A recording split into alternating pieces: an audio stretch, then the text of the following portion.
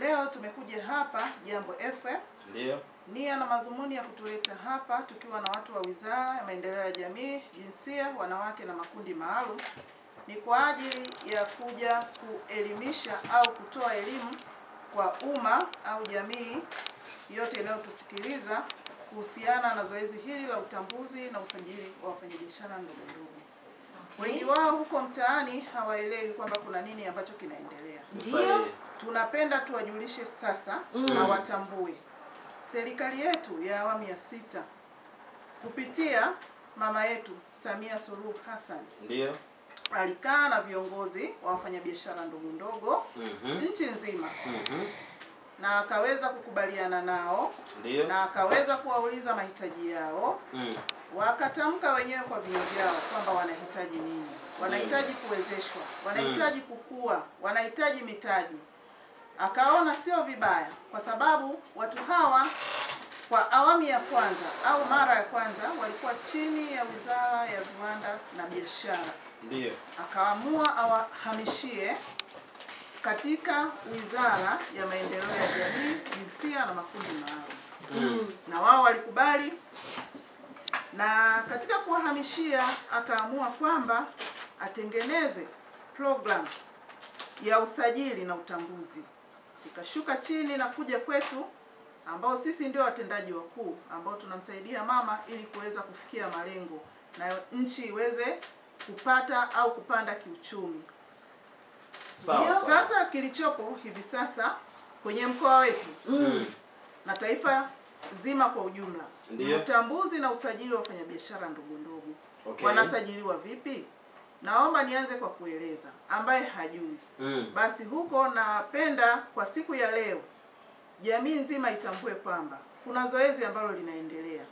Na katika mkoa wetu zoezi hili linaendelea. Wanatakiwa wafike ofisi ya mkurugenzi au halmashauri husika kwa ajili ya kuomba kusajiliwa kwenye mfumo wa kidijitali. Ndio.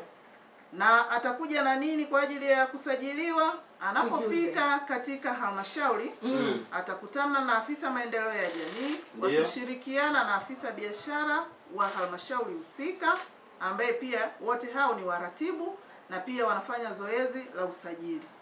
Atakuja na kitambulisho chake cha NIDA pamoja na barua inayomtambua ambao ni kutoka kwenye serikali za mitaa ili aweze kutambuliwa. Na baada ya kuomba kile kilichompeleka atasajiliwa kwenye mfumo. Na ninaomba watambue kwamba tunapowasajili lengo ni zuri.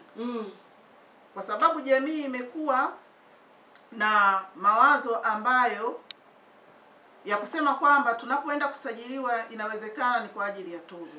Rahasha. Wasifikirie hivyo. Tunawakaribisha sana. Sisi lengo ni zuri, lengo ni kuwatambua, lengo ni kuwa na kanzidata ya mkoa na taifa kwa ujumla ya hawa wafanyabiashara ndogo ndogo ili waweze kutengewa maeneo ya kuweza kufanyia biashara zao. Ndio. Ili waweze kuwezeshwa kiuchumi. Ndio. Ili waweze kutambulika kwamba na wao wapo na shughuli zao ni shughuli zinazotambulika.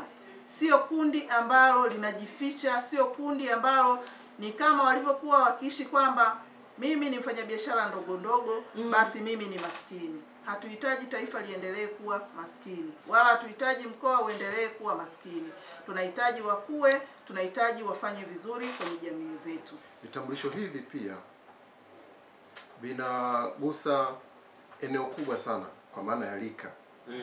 Umezungumzia tu vijana, lakini kwa mkopo huu ama hizi fursa au kitambulisho hiki inaruhusu pia kwa kijana kuanzia umri wa miaka 18 mpaka mzee mwenye umri wa miaka 74.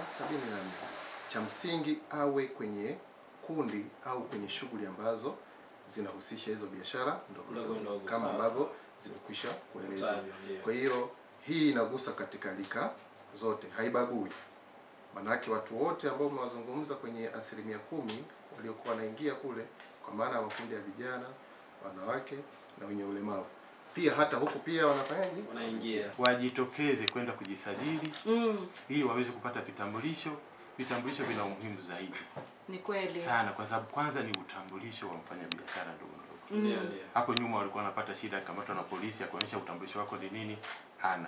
Lakini akifika saizi ataonyesha, akipata kiparata chake ataonyesha kwamba huyu ni mjasiriamali mdogo. Kwa hiyo tuhimize watu wa Shinyanga angalau wajitokeze kwa wingi, wajisajili ili waweze kupata vitambulisho ambavyo vitawasaidia kwanza kutambulika kwa wafanyabiashara ndogo ndogo, lakini pia itasaidia serikali kwenye kupanga mipango mbalimbali kwa ajili ya wafanyabiashara ndogo ndogo. Sawa.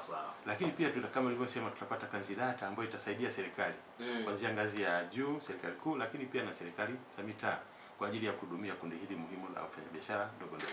Baada ya huu mkopo wa 7%, ndio nilivyokuwa nimeshajaza fomu yangu kikamilifu kama mwelezaji wa kwanza alivyoeleza. Nilifika pale nikachukua kiparata changu na nikaingia NMB.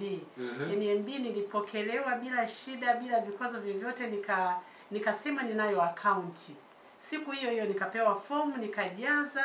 Nilivyojaza, afisa wa mkopo wa NMB akanitembelea katika biashara yangu. Ninashughulika na nafaka.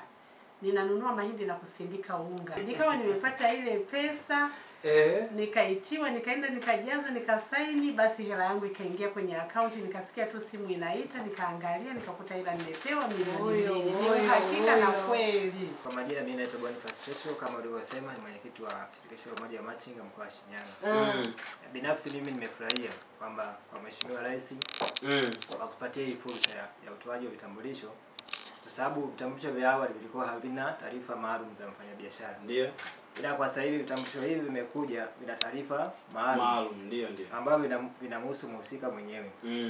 Pia sisi tunashukuru kwa sababu tayari wizara imeona kwamba kwa Shinyanga kuna haja ya kutoa elimu. Kwa hiyo wageni wametutembelea, wamekuja kuhamasisha namna ya utoaji wa vitambulisho. Kwa hiyo mimi ni waase wenzangu wafanyabiashara wadogo kwa sababu tuna ile hila kwamba kukaa vijiweni na kuanza kusema kwamba serikali haitufuatilii. Yaani serikali iko bega kwa bega na sisi. Kwa hiyo tunaomba wafanyabiashara wote kuanzia sasa hivi tunapotoa elimu hii wafuatilie na wajue namna ya kupata vile vitambulisho.